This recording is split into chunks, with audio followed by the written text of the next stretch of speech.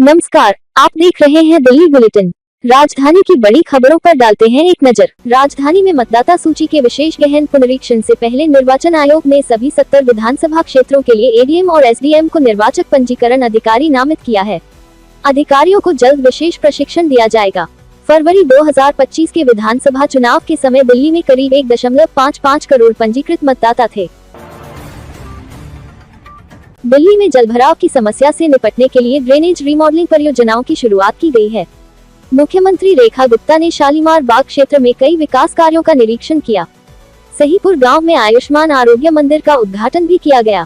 मुख्यमंत्री ने सिंगलपुर लेबर चौक पर सड़क चौड़ीकरण कार्य का औचक निरीक्षण कर अधिकारियों को तेजी से काम पूरा करने के निर्देश दिए।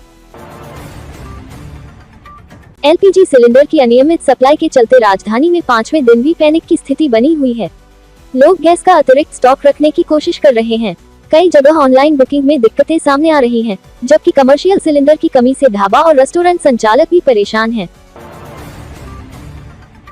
गैस संकट के चलते कई होटल और ढाबा संचालक अब कोयला और लकड़ी से चलने वाली भट्ठियों का सहारा ले रहे हैं। इसकी वजह से बाजार में भट्ठियों की कीमतें कई गुना बढ़ गई हैं। 5 से 800 रुपए की भट्ठी 2 से 3,000 रुपए तक बिक रही है, जबकि कोयले और लकड़ी के दाम भी बढ़ गए हैं। गैस संकट के बीच इंडक्शन चूल्हों की मांग अचानक बढ़ गई है। ई कॉमर्स पोर्टलों पर कई मॉडल आउट ऑफ स्टॉक हो गए हैं।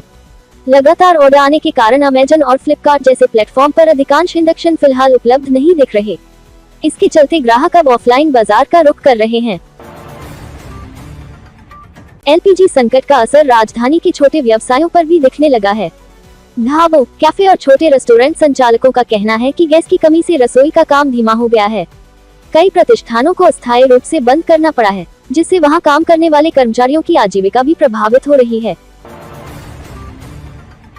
एलपीजी की कमी का असर राजधानी के धार्मिक स्थलों पर भी पड़ा है। कई मंदिरों और गुरुद्वारों में प्रसाद और लंगर की मात्रा कम करनी पड़ी है। मोतीबाग गुरुद्वारा कमेटी ने गैस आपूर्ति में आ रही दिक्कतों को लेकर चिंता जताई है और जल्द समाधान की मांग की है। एलपीजी सिलेंडर की अनियमित सप्लाई के कारण राजधानी में गैस एजेंसियों के बाहर लंबी कतारें लग रही हैं।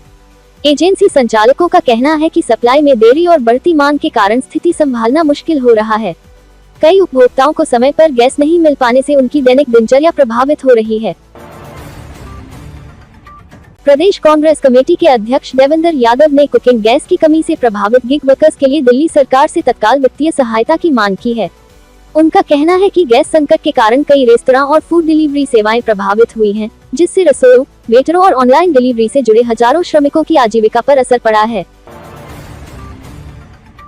आम आदमी पार्टी के राष्ट्रीय संयोजक अरविंद केजरीवाल ने प्रधानमंत्री नरेंद्र मोदी पर तीखा हमला करते हुए कहा कि वह लोकप्रियता से नहीं बल्कि षड्यंत्र और बेईमानी से चुनाव जीत रहे हैं।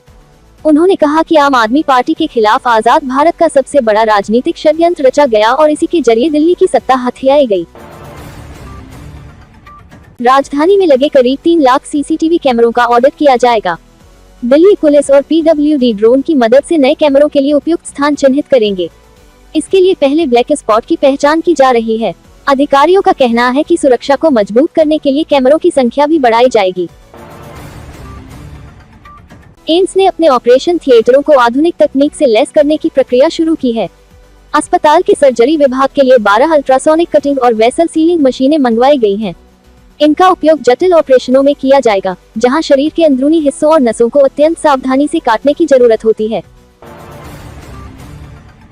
सीबीएसई ने कक्षा 6 से 12 तक के छात्रों में कुकिंग और पोषण संबंधी जागरूकता बढ़ाने के लिए कुलिनरी टैलेंट प्रतियोगिता को मंजूरी दी है।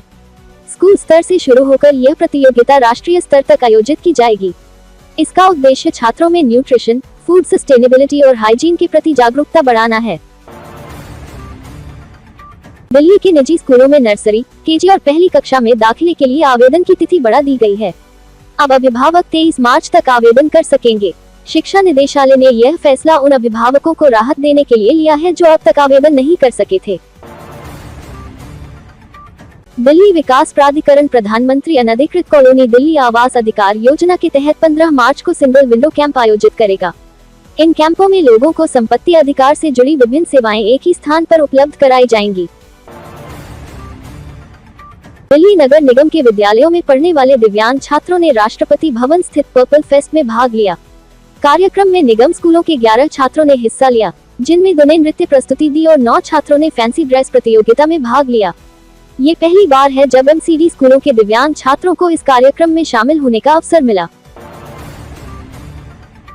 दिल्ली नगर निगम ने संपत्ति कर बकायेदारों के खिलाफ कार्रवाई करते हुए पश्चिमी जोन में एक 4 मंजिला व्यावसायिक भवन को सील कर दिया। बापरोला स्थित इस भवन पर करीब 22 लाख रुपए का संपत्ति कर बकाया था।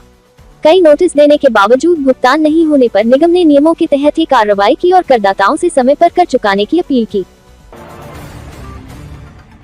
केंद्रीय प्रदूषण नियंत्रण बोर्ड के अनुसार राजधानी का वायु गुणवत्ता सूचकांक 145 दर्ज किया गया, जो मध्यम श्रेणी में आता है।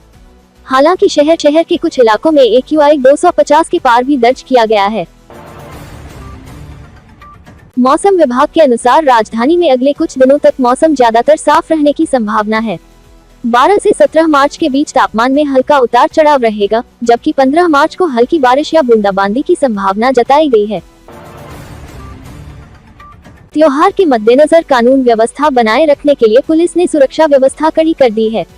रेहड़ी पटरी वालों, दुकानदारों और चौकीदारों से इनपुट लिया जा रहा है और भीड़भाड़ वाले इलाकों में पुलिस गश्त बढ़ाई गई है।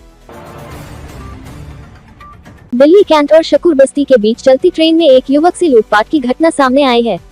बैग छीनने के दौरान युवक ट्रेन से गिरकर घायल हो गया। ये और ताज़ा खबरें और दिलचस्प जानकारियाँ देखना चाहते हैं तो हमारे चैनल को लाइक करें, शेयर करें और सब्सक्राइब करना बिल्कुल न भूलें।